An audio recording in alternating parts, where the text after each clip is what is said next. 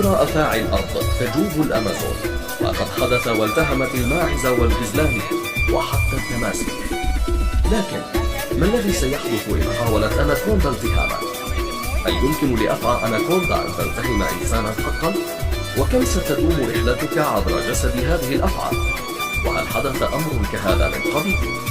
صدق أو لا تصدق، في عام 2014 كان هنالك من هو متهور بما فيه الكفاية ليجرب ذلك، وكان يرتدي بدلة صلبة كبيرة مغطاة بدم خنزير، وقد عملت الأناكوندا لساعة تقريبا على إحكام إغلاق فمها حول رأس البدلة، ولكنها لم تنجح في النهاية في ابتلاع الإنسان كليا.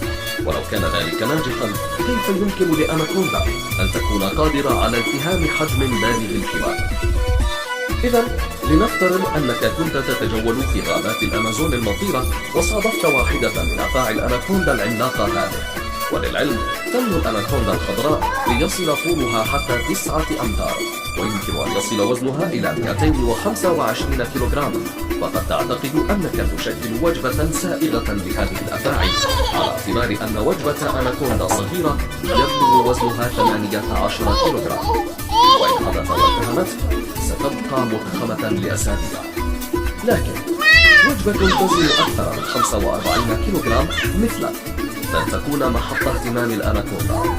فهل هذا عائد لكتلتك؟